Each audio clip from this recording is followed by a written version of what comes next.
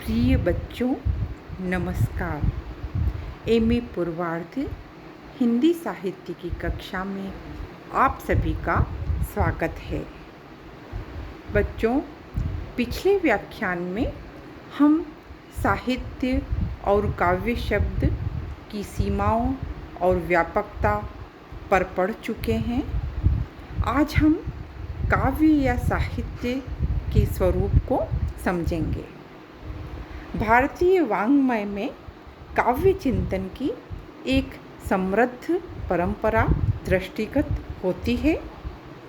काव्य का स्वरूप अत्यंत व्यापक माना जाता है।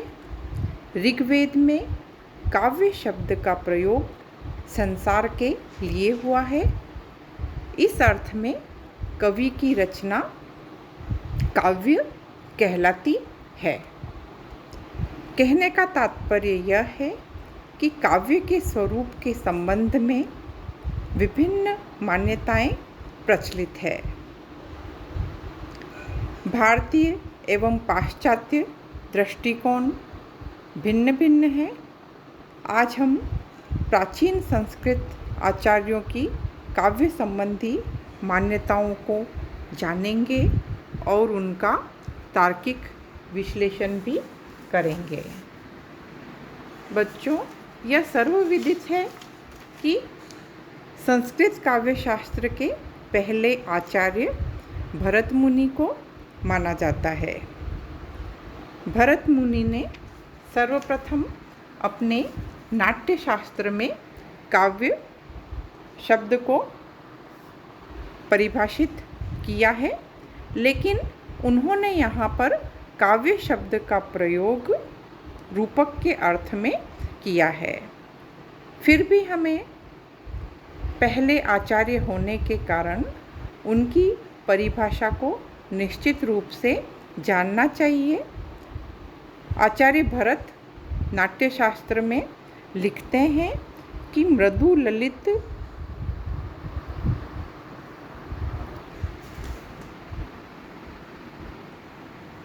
शब्दावली, गूढ़ शब्दार्थहीनता, युक्तिमत्ता, सर्वसुगमता, नृत्योपगीता, रस प्रवाहिनी और संधि युक्त नाटक को शुभ काव्य कहा गया है। भरत मुनि के बाद में हम देखते हैं कि सर्वप्रथम भामह ने काव्य के संबंध में अपने विचारों को रखा और उन्होंने अपने काव्यालंकार के प्रथम परिच्छेद में काव्य के लक्षणों पर विचार करते हुए कहा कि शब्दार्थों सहितो काव्यम, अर्थात शब्द और अर्थ का सहभाव ही काव्य है। यह तो बच्चों आप सभी को पता ही है कि साहित्य में शब्द को बहुत महत्व दिया गया है। शब्द को ब्रह्म भी कहा जाता है और शब्द के साथ में अर्थ का जो सहभाव है उसे ही काव्य कहा जाता है। भामह के बाद आचार्य रुद्रट ने काव्य की परिभाषा देते हुए कहा है कि ननु शब्दार्थो काव्यम, अर्थात शब्द और अर्थ के मेल को काव्य कहते हैं। तो यहाँ पर रुद्रट भी भामह की बात को ही दोहराते हुए प्रतीत होते हैं और काव्य के लिए वह शब्द और अर्थ को अनिवार्य मानते हैं। आचार्य रुद्रट के बाद हम दंडी की परिभाषा को देखते हैं। दंडी काव्य को परिभाषित करते हुए लिखते हैं कि इष्ट अर्थ से युक्त पदावली काव्य है, अर्थात दंडी जो है वह काव्य में इष्ट अर्थ को महत्वपूर्ण स्थान देते हैं।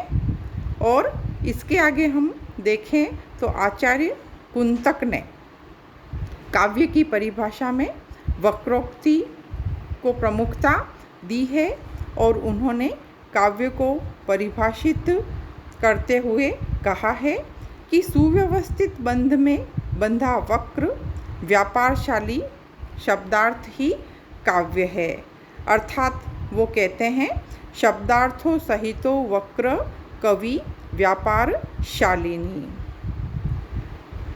आचार्य कुंतक के बाद में आचार्य आनंदवर्धन जो हुए हैं, उन्होंने काव्य को परिभाषित करते हुए कहा है कि शब्दार्थ शरीरम तावत काव्यम, और साथ में उन्होंने ध्वनि को भी महत्व दिया है और ध्वनि को काव्य की आत्मा माना है। उन्होंने बताया कि शब्दार्थ रूप शरीर काव्य है तो ध्वनि काव्य की आत्मा है। अगर हम आगे देखें तो आगे भी यह परंपरा अनवरत चलती रही और आगे जाकर आचार्य मम्मट ने काव्य को परिभाषित करते हुए लिखा कि तद दोषो शब्दार्थो सगुणावनलंकृति पुनः क्वापि, अर्थात दोष रहित, गुण सहित और कहीं कहीं अलंकार रहित शब्दार्थ काव्य है। यहाँ पर हम देखते हैं कि आचार्य मम्मट की काव्य संबंधी मान्यता जो है वह बहुत ही ज़्यादा प्रसिद्ध हुई और उसका जो अनुकरण है वह आगे जाकर के अनेकों आचार्यों ने किया, क्योंकि उन्होंने एक तो दोष रहितता को महत्वपूर्ण स्थान दिया, तो साथ में गुणों को भी महत्व दिया कि काव्य में गुण अवश्य होने चाहिए। और मम्मट ने अलंकार की बाध्यता को भी समाप्त कर दिया। उन्होंने अलंकार रहित शब्दार्थ को भी काव्य माना है। तो इस दृष्टि से आचार्य मम्मट का जो काव्य संबंधी जो मत है वह अत्यंत महत्वपूर्ण है। आगे जो भोज हुए हैं उनकी परिभाषा को हम देखेंगे कि भोज ने भी दोष मुक्तता को अत्यंत महत्वपूर्ण स्थान दिया और उन्होंने भी मम्मट के समान ही गुणयुक्त रचना को महत्व देते हुए कहा कि दोष मुक्त गुणयुक्त अलंकारों से अलंकृत काव्य हमेशा कवि को यश प्रदान करता है। तो मम्मट की जो मान्यता है उसका प्रभाव हम भोज पर भी देख सकते हैं। इसके आगे हम अन्य जो आचार्य हुए हैं उन आचार्यों की मान्यताओं को देखें तो हम देखते हैं कि आचार्य विश्वनाथ का महत्वपूर्ण स्थान है और उन्होंने रस को महत्व देते हुए परिभाषा दी है कि वाक्यम रसात्मकम काव्यम, अर्थात रसात्मक वाक्य ही काव्य है। विश्वनाथ के बाद में आचार्य जगन्नाथ ने रमणीयता को महत्व देते हुए उन्होंने कहा है कि रमणीय अर्थ का प्रतिपादन करने वाले शब्द ही काव्य कहलाते हैं। वह कहते हैं कि रमणीयार्थ प्रतिपादक शब्द काव्यम, अर्थात जो रमणीय अर्थ का प्रतिपादन करने वाले जो शब्द हैं वही काव्य है। तो यदि हम इन समस्त संस्कृत आचार्यों द्वारा दिए गए मत को देखें तो हम पाएंगे कि सबसे पहले भामह का बहुत अधिक महत्व है, क्योंकि इन्होंने अपना ग्रंथ काव्यालंकार 6ठी सदी में लिखा था और इसी ग्रंथ को काव्यालंकार को ही काव्य पर उपलब्ध पहला ग्रंथ माना जाता है। भामह ने काव्यालंकार में काव्य की वस्तुगत परिभाषा दी है। भामह ने शब्द और अर्थ दोनों के सहभाव को काव्य माना है। भामह ने इस काव्य लक्षण में सहितो शब्द के तात्पर्य को नहीं बताया है, किंतु आगे जाकर सहितो शब्द को ही आधार बनाकर काव्य के लिए साहित्य नाम स्वीकृत हुआ है। तो इस तर्क द्वारा हम देखते हैं कि कई आलोचकों द्वारा भामह द्वारा दिए गए इस काव्य लक्षण की आलोचना भी की गई है। भामह का काव्य लक्षण साहित्य की समस्त विधाओं को अपने में समाहित करने की शक्ति रखता है, क्योंकि इसमें शब्द और अर्थ दोनों को ही महत्व दिया गया है। इसलिए यह जो मत है भामह का, उसे एक आदर्श मत माना गया है। आगे के आचार्यों में भी हम देखें तो कई आचार्यों ने भामह के मतों का समर्थन किया है। और आगे हम देखते हैं कि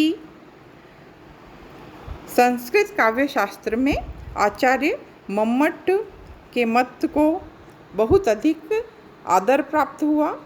मम्मट ने काव्य लक्षण देते हुए ऐसे शब्द और अर्थ को काव्य कहा जो दोषों से रहित है, गुणों से युक्त है और चाहे कहीं वह अलंकार से रहित भी है। इसमें मम्मट ने अपने पूर्ववर्ती सभी आचार्यों के मतों को समाहित करने की चेष्टा की है। मम्मट ने शब्दार्थ को काव्य माना है, साथ ही शब्दार्थ की विशिष्टताओं को भी काव्य लक्षण के रूप में स्वीकार किया है।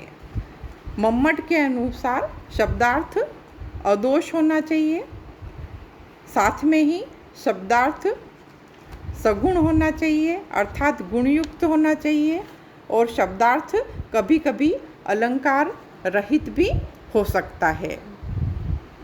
तो यदि हम देखें निष्कर्ष के रूप में, तो मम्मट के काव्य संबंधी मत को अनेक दृष्टि से उपयुक्त माना गया है, क्योंकि अपने पूर्ववर्ती आचार्यों के मतों का समन्वय तो उसमें मिलता ही है, साथ ही परवर्ती जो आचार्य हुए हैं उनके ऊपर भी उनका व्यापक प्रभाव हमें दिखाई देता है। मम्मट के काव्य मत को व्यापकता मिलने का एक बहुत बड़ा कारण भी है कि अनेक परवर्ती आचार्यों ने इसे स्वीकार किया है। हेमचंद्र, विद्याधर, वाग्भट्ट आदि जो आचार्य हुए उनके काव्य मत पर इनका स्पष्टतः प्रभाव दृष्टिगोचर होता है। तो बच्चों, आज हमने काव्य के स्वरूप पर संस्कृत के आचार्यों के मत को जाना। आगे शेष भाग को हम कल पढ़ेंगे।